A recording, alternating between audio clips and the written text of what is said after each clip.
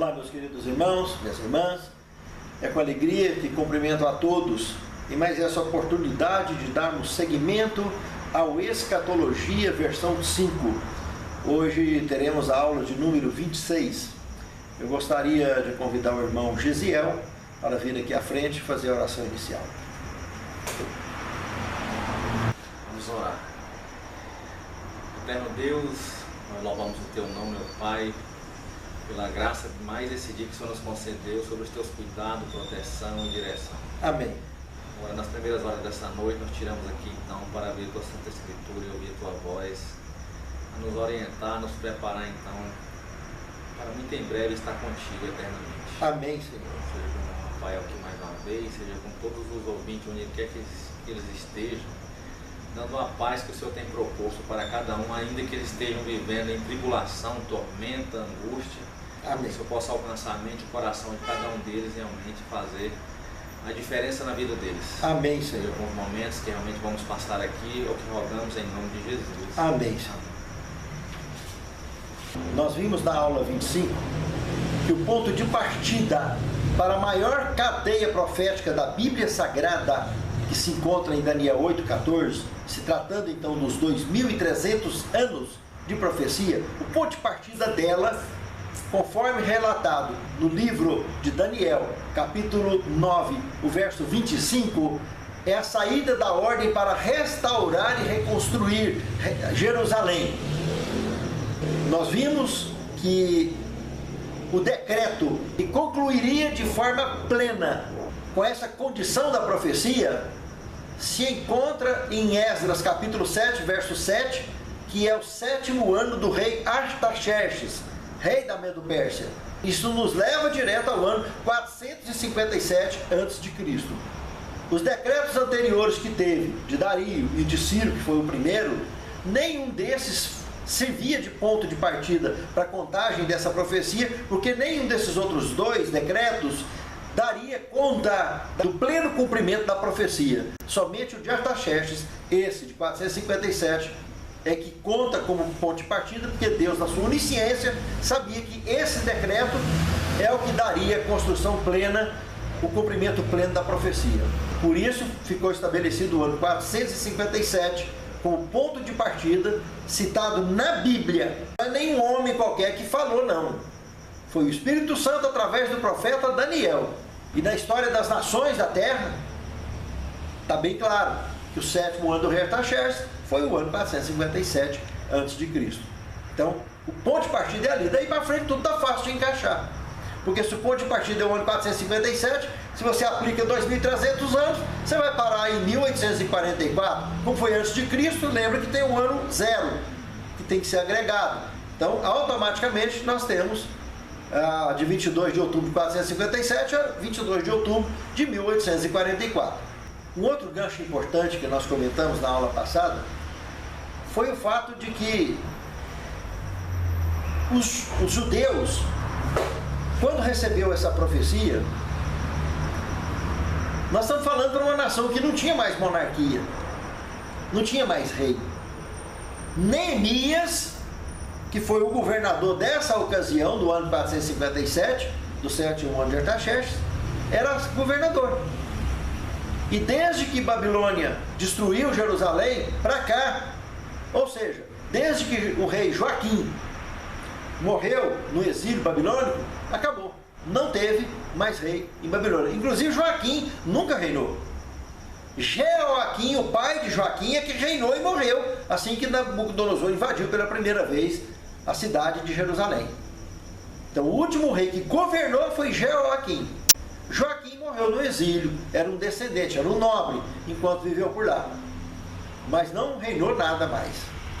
E dali para frente, quando surgiram os decretos, o de Ciro, por exemplo, Zorobabel já foi comissionado como um governador para ir para Jerusalém.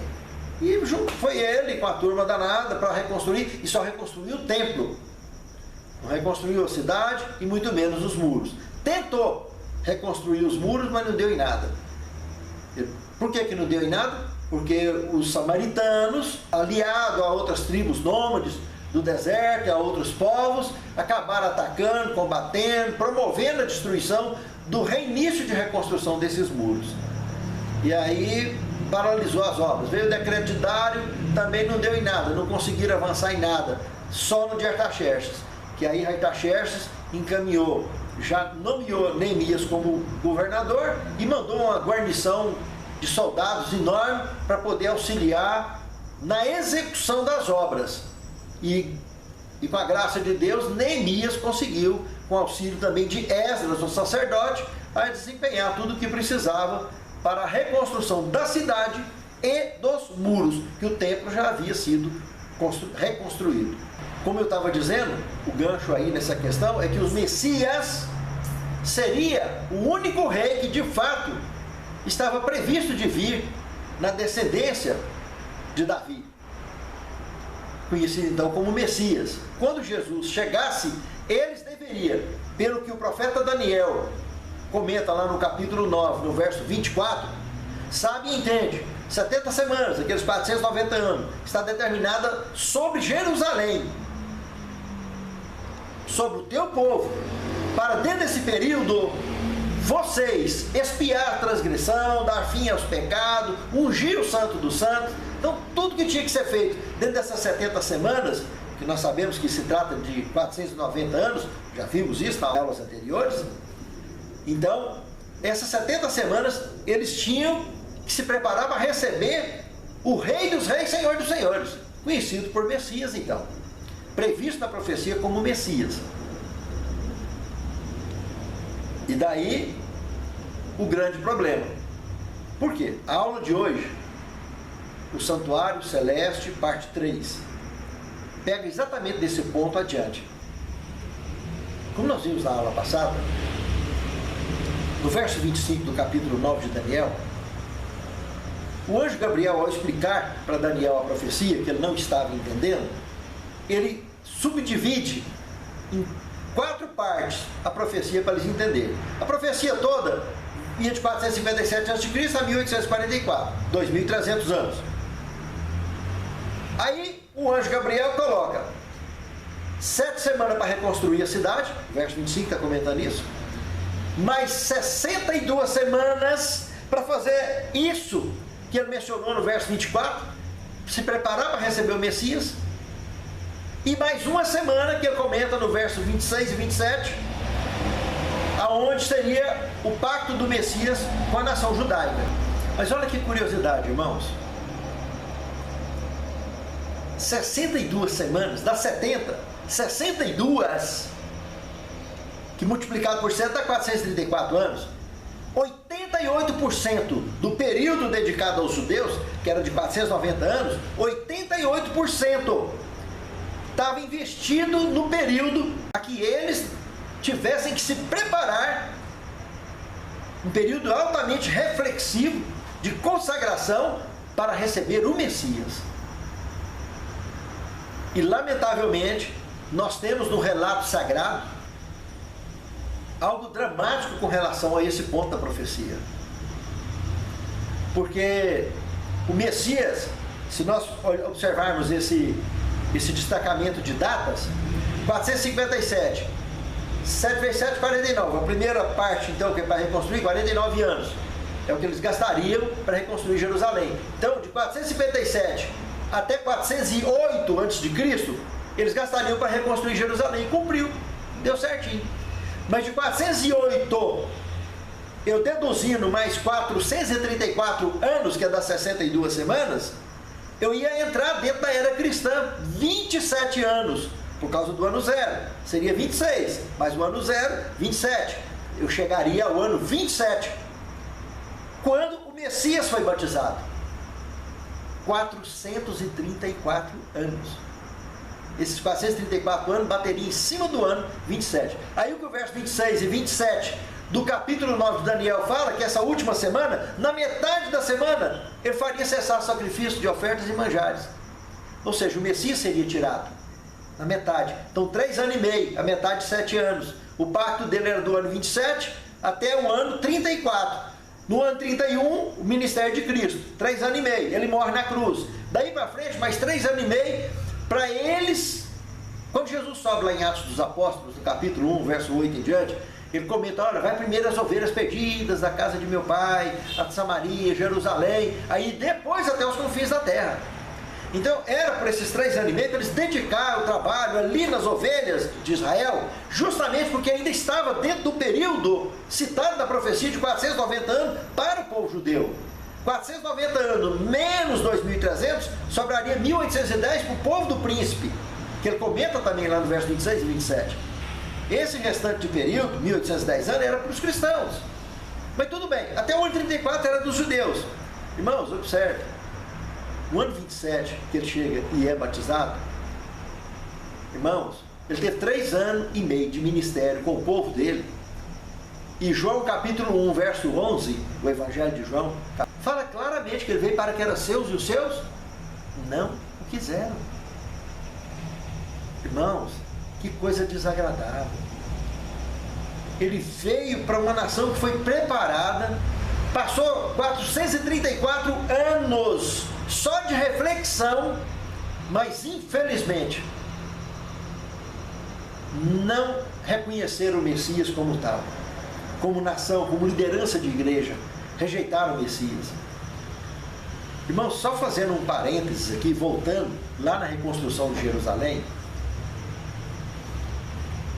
no ano 457, que Esdras 7:7 fala que foi o 7º ano de Artaxerxes que começou a reconstrução, e Neemias, no capítulo 13, verso 6, faz um comentário que no 32º ano de Artaxerxes, nós estamos falando de quê? 32º menos 7 vai para 25. Nós estamos falando de 25 anos depois que começou a reconstrução de Jerusalém.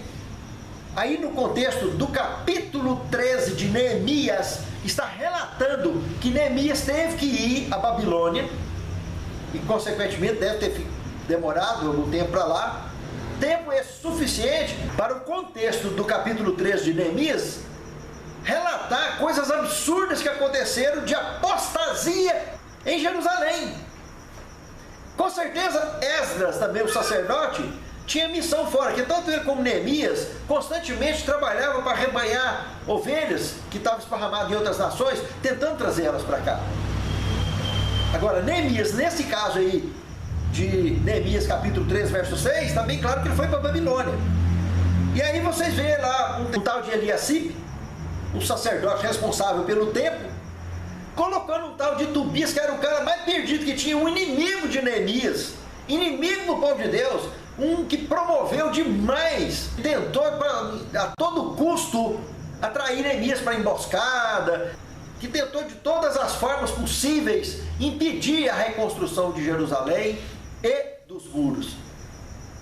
Eliacibe pega esse indivíduo, que eles tinham um certo parentesco com os casamentos de seus filhos, etc., de netos, etc., e tinha uma grande amizade, colocou ele para morar dentro do templo, contaminar o templo, que jamais uma pessoa não consagrada para esse fim poderia estar morando nas dependências do templo. E no contexto do capítulo 13 de Neemias, nos dá conta que Neemias, quando chegou lá, pegou os trem desse Tobias e panchou lá para o meio da rua, colocou para correr todo mundo, e teve que reconsagrar o templo com toda a paciência e tudo, trazer o povo de volta. O povo tinha parado de devolver dízimos e oferta. Os levitas, que tinham dezenas de ocupação de cargos ali dentro do templo, nos serviços do santuário, as escalas, irmãos, eles foram trabalhar na roça, por causa que a obra de Deus ali estava indo à falência, à bancarrota,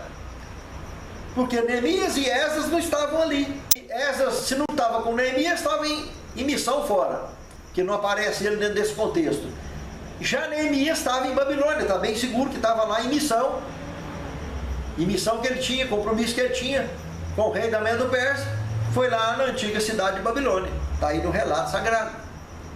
E o tempo que ele ficou para lá foi suficiente para o povo apostatar, acabar com o que tinha de tesouro no templo.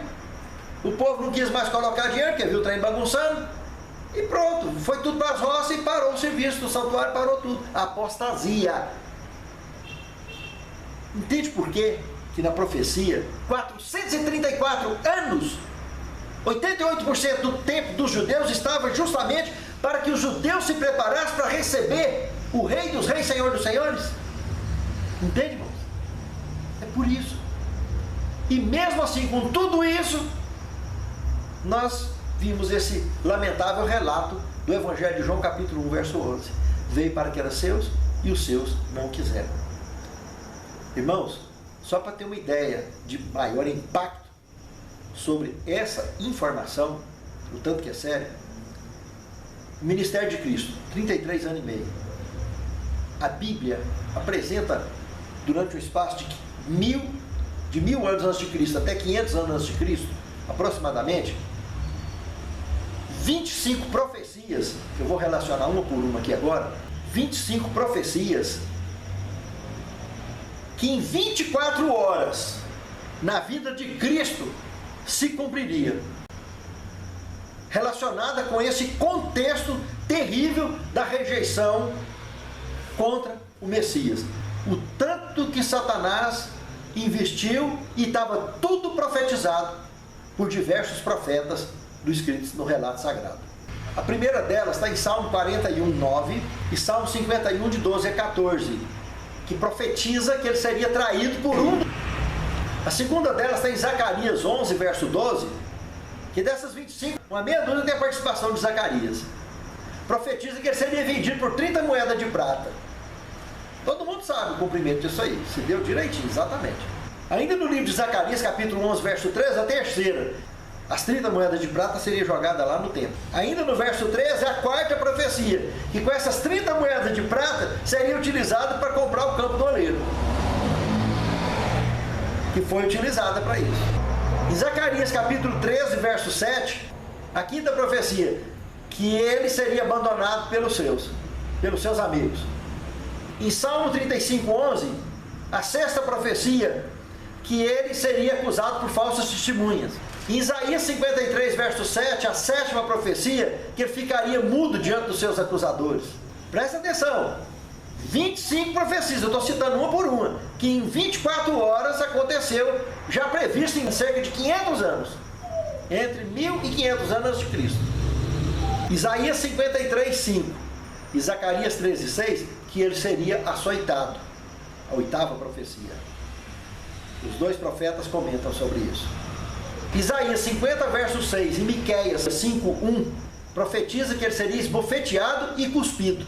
Essa foi a nona profecia. A décima, Salmo 22, 7 e 8, que ele seria escarnecido. A 11ª, Salmo 22, 16 e Zacarias 12, 10, que ele teria as mãos e os pés perfurados. Isaías 53, 12, temos a 12ª, que ele seria crucificado dentre malfeitores. Isaías 53, 12 diz que ele ainda intercederia pelos seus algozes.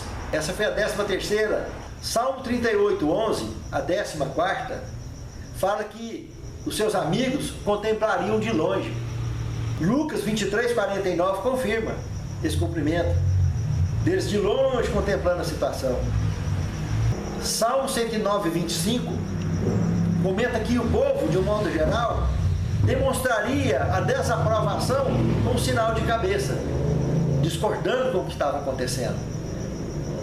Isso depois da situação da propinagem, né? E o registro está em Mateus 27, 39, do povo agindo dessa forma. Salmo 22, 17 diz que o Messias atrairia a curiosidade do povo.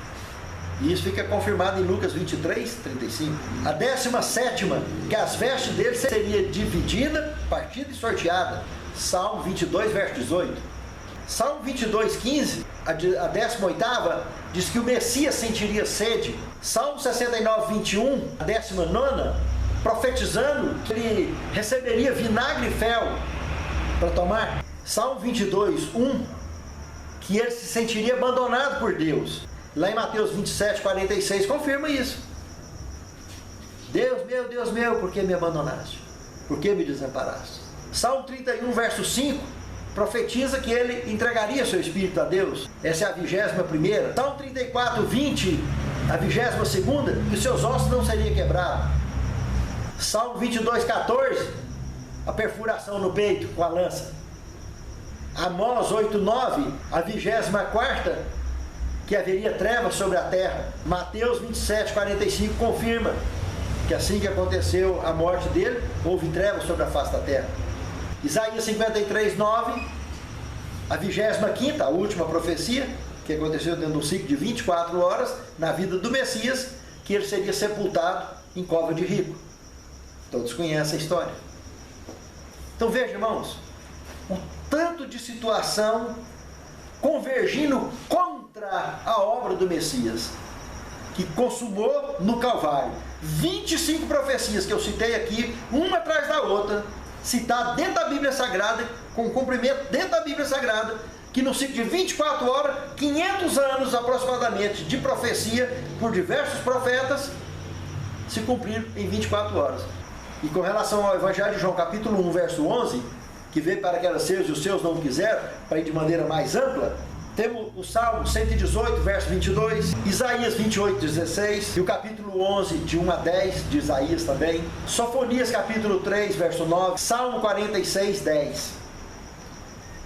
Todas essas, se você estudar texto a texto desses aí, você vai ver tudo relacionado com os judeus que rejeitaram o Messias, com a liderança da igreja que rejeitou ao Messias.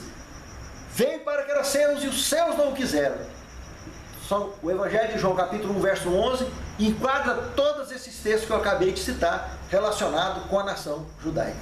E, evidentemente, esse contexto bíblico que eu citei agora há pouco, mostra também a extensão do Evangelho ao mundo gentio.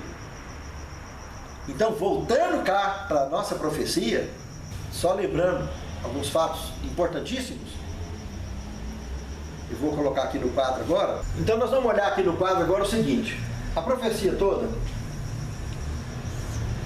vai daqui até aqui.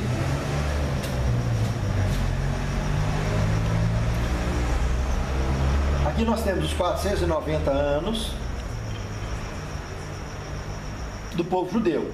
E aqui 1810 anos do povo cristão, ou povo do príncipe. Aqui começou no ano 457 a.C. Aqui vai terminar em 1844, da era cristã. Nós vimos que do ano 457, que é o ponto de partida, até o ano 408, foi a reconstrução da cidade.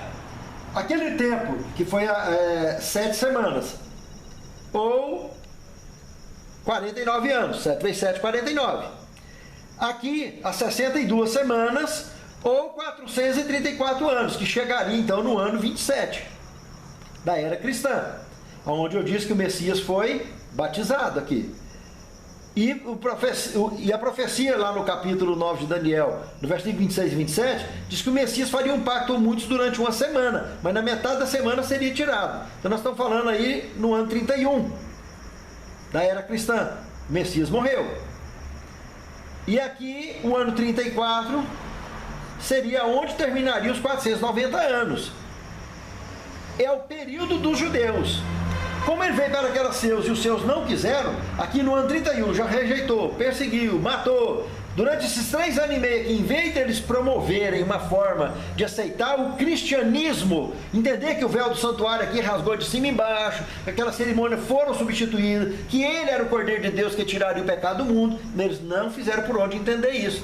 Aí o que aconteceu? Chegou no ano 34, 3 coisas marcantes aconteceram aqui, que confirmou a rejeição deles como nação, a obra do Messias. Primeiro, o apedrejamento de Estevão. Por que o apedrejamento de Estevão é um marco importante nessa questão? Jesus, por exemplo, a morte dele, o julgamento de Cristo, foi feita em altas horas da madrugada, tudo coisa feita de forma ilegal, testemunha falsa comprada para promover a execução diante de Pilatos e etc. E foi coisa ilegal. Aqui, Estevão foi morto por ordem legal. O Império Romano já tinha concedido autorização aos judeus para perseguir os cristãos, porque os judeus conseguiram essa autorização. E Estevão foi o primeiro mártir por decreto legal, morto por apedrejamento. E quem participou desse apedrejamento? Quem estava bem em cima desse apedrejamento? O apóstolo Paulo, que se converteria ao final desse período, do ano 34, e se tornaria o apóstolo dos gentios. Então, o primeiro acontecimento é o apedrejamento de Estevão. O segundo, Pedro prega o evangelho aos gentios, como nós vimos lá na casa de Cornélios, e batizou Cornélios, e começou uma obra ao mundo gentio. E, por último, então, Paulo se converte no final deste ano 34 e se torna o apóstolo dos gentios. Voltando aqui no ano 31, aqui então, Apocalipse capítulo 2, verso 1, comenta que aqui estava iniciando o primeiro período da igreja cristã, aí no Apocalipse chamado de Éfeso, que quer dizer desejável, o desejo que tinha de pregar o evangelho. Essa igreja que nasceu com o sacrifício de Cristo, que Cristo ainda passou 40 dias aqui na terra, e ele mesmo avisou para os judeus, antes dele ir ao céu, assunto, que era para eles primeiro resolver as pedidas da casa de Israel, para depois ir até os confins da terra. Mas aqui oficialmente o Cordeiro de Deus que tira o pecado do mundo rasgou o véu do santuário. Com a morte dele o véu foi rasgado, cumprindo a profecia de que ele realmente se tornaria maldição por nós, pecado por nós. Como Nicodemos recebeu a orientação no capítulo 3, verso 14 do Evangelho de João, aonde Jesus se comparou à serpente do deserto, que ele morreu a morte de Satanás, a morte eterna, não foi a morte comum. Por isso que Apocalipse 1,5 fala que ele é o primogênito dos mortos. Então ele pagou o nosso preço, por isso que ele suou sangue no Getsemane, que o preço que ele pagou foi a morte eterna. Já tinha mais de 4.000 anos de história de pecado e de gente morrendo, mas Jesus no Evangelho de João capítulo 11, verso 11, comenta que a morte, essa morte que nós conhecemos, é um sono. Lázaro, nosso amigo, dorme. Não é morte, é sono da morte. Agora, Cristo morreu, de fato. Apocalipse 1,5, ele foi o primogênito dos mortos. Então, ele paga o preço. E aqui no ano 31 é fundamental o início, então, da igreja, do primeiro período da igreja cristã. Apocalipse capítulo 2 em diante comenta 7 períodos que a igreja passaria. O primeiro é esse que conhecemos por Éfeso, que vai do ano 31 até o ano 100 da era cristã. E aqui também, em anexo com essa profecia, mas no ano 34, começa também Apocalipse 6, verso 2, o primeiro selo de Apocalipse, que é o cavalo branco, que inicia então aqui no ano 34, que aqui o evangelho estava livre.